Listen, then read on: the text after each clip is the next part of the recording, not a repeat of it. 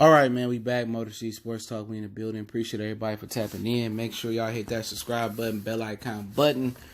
Won't miss another video. And yeah, man, I've been trying to get to this Patriot Way live stream for the Lions. Eventually, I'll swing around to getting it, man. A little hectic around here, but let's talk about Detroit free agents. Who should the Detroit Pistons bring back in free agency this year? And talk a little bit about their cap room and the flexibility they do got, and some about their cap. So we'll start about the cap real quick, man.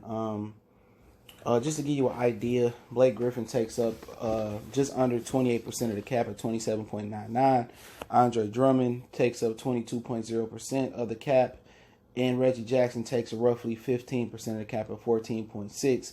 But there's in the other guy's Tony Snell, who take up 9.42% of the cap. The rest of the way, it's barely, you got 5% with Langston Galloway. So those three make up the majority of your cap situation. Between Blake and Dre, that's almost 50%.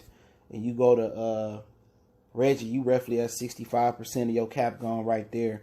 All right. Who you have on the books is Blake, Dre, Reggie, Tony Snell at just above 11,000, 11.4, you might as well say. Langston Galloway at $7 million. Glenn Robinson got a player option. I don't think he's counting on this. Luke Kennard, who making just under 4. Thon Maker making 3.5. Bruce Brown making 1.4. The CV guy, he's making 1.4. They got him shaded out. Kyrie Thomas is making 1.4. That's good money for second round picks, in my opinion, in the NBA, man. With Brown and Thomas. And then we'll get to your free agents. Your free agents in a minute, but pretty much.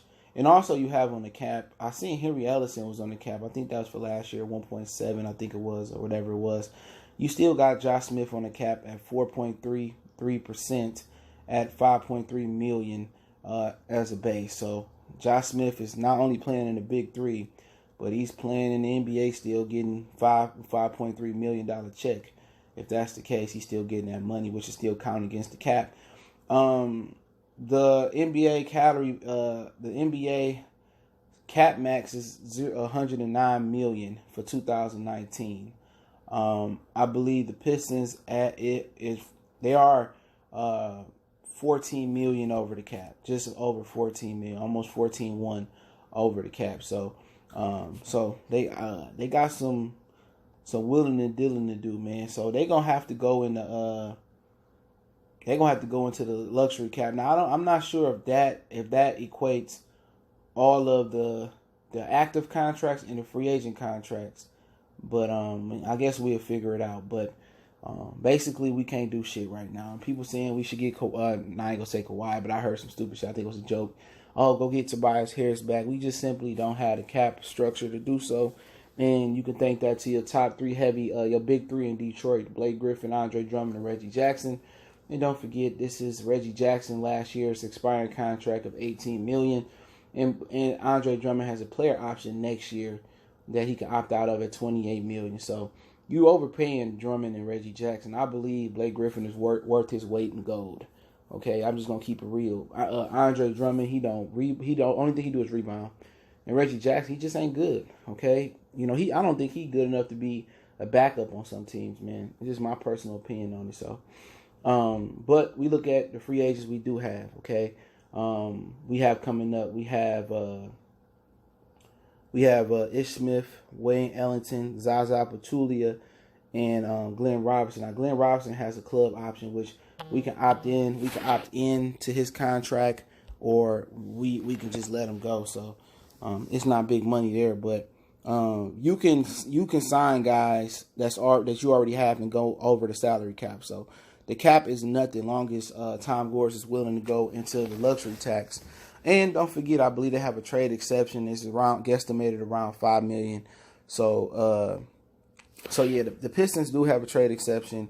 I think Patrick Beverly will get above that. I think that means you get some fringe guy. Okay, you're not gonna get nothing special, but I felt they should have picked up. I don't know if they could have picked up Rodney Magruder last year when he got waived by the Heat. That would have been a great pickup, along with Wayne Ellington. But if it's some guys that you got to bring back, really, you look at Zaza Let's start at Zaza. You look at Zaza and say, can Thon Maker do what Zaza can do in the middle? Obviously, if you've seen Thon Maker, he been putting on some weight. And Zaza, he had, small moments here. But I tell myself that, you know what? I think Thon Maker can do what Zaza do and take Zaza minutes and play the middle. And then if we do need an extra big guy to play the middle, we could pick somebody up from the G League, kind of like what's homeboy that played with Toronto that got a championship, Moreland. Get somebody like Moreland in the big league, in the G League that can come in. Really, the center, the plotter center like Zaza Pachulia is becoming a lost art or a dead position in the NBA. So I think you can live without bringing Zaza back. I think you can have Thon Maker roll over those minutes to the middle, in my opinion. So you can live without Zaza. Okay, that's what I'm thinking. With Andre Drummond being, very, very durable, especially by today's standards, and Thon Maker, he hitting the weight room, and I would just bring on some minimum G League guy to be my third big guy if I needed to. But right now, it's really just Thon Maker and Andre Drummond that can play that 5 position truly in the NBA. Now we look at Glenn Robinson. I don't really care. He was making $4.2 million last year with the Pistons. That's good money. I don't think can you find somebody that can do better than Glenn Johnson? We already brought Tony Snell in, and Sayoko should be playing. So, yeah, we can live without that 4.2 with Glenn Robinson and just play Sayoko. Sayoko can do, if he can't do what Glenn Robinson did last year, then he wasn't worth the 15th pick. He more worth the 30th pick. Shit. You know what I'm saying? So, I say Sayoko can take those minutes, and then we could roll. We can also have Tony Snell play those minutes. So, right there, we can live without Zaza. We can live without Glenn Robinson. Now we get to Ish Smith. I like Ish Smith a lot, man. If I had to bring one back, I would try to bring back Ish Smith. Ish Smith probably want to go somewhere like Orlando and get some big minutes, or Phoenix and get some big minutes. But he ain't no starter. So Ish Smith, he could hit the market. Maybe nobody pick Ish Smith up. I don't think he big on nobody's radar. He can back up some guys. Maybe if in LA they lose Patrick Beverly, maybe they'd be looking with the Clippers to bring Ish Smith in. That's how I'm looking at it. But at the end of the day, I think Ish Smith is imperative to come back for the Pistons. They need that backup point guard. But I heard they like the CV guy, and he can take over Ish Smith's role for the cheap. So if you believe he's ready to step into that role, you better know it, because Reggie Jackson only right once a blue moon. You know what I'm saying? He has small stretches where he play well. But a lot of times when Ish Smith was healthy, he was a more consistent player coming off the bench at point guard. It's just that Ish Smith's small, and people like to post him up and take advantage of his height on the defensive end. But offensively, he improved his range, especially his three-pointer from the corner. I like to bring Ish back a lot, man. But I heard they might just let Bruce Brown or CV step into that position. Now, same thing with Wayne Ellington, man.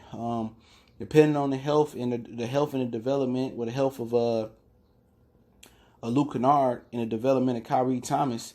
And also they might get rid of Langston Galloway and try to get rid of that $7 million. So then maybe they might bring back Wayne Ellington or Ish Smith. But how I'm looking at it, like, let's say, Langston Galloway is traded, then maybe they keep Wayne Ellington and they keep Ish Smith. But Wayne Ellington, I'll bring him back. He was consistent enough, man. Maybe you want to go back to Miami and go back out to LA, take less to play with Brian and them. But I like to keep Wayne Ellington as well too. He can shoot. But if you believe that Bruce Brown is took the next step in development, or you believe that Kyrie Thomas can give you some minutes he can shoot, then you can move on away from him, man. You believe Luke Kennard gonna be strong because you got Tony Snell and Sayoko gonna be in a rotation. You really can live without him. But at the end of the day, I would like to bring back Ish Smith and Wayne Ellington out of there. But if I had to prioritize Ish Smith 1, Wayne Ellington 2, Glenn Robinson 3, Zaza 4, given the makeup of this roster. But as free agency come, it'll change. Let me know who you retain. Also, as free agents, you also got like Kalen Lucas, real cheap guys, Isaiah Whitehead, and somehow Jameer Nelson is somewhere on here, Jose Calderon. So at the end of the day, those guys are cheap. You can bring those guys back for the cheap.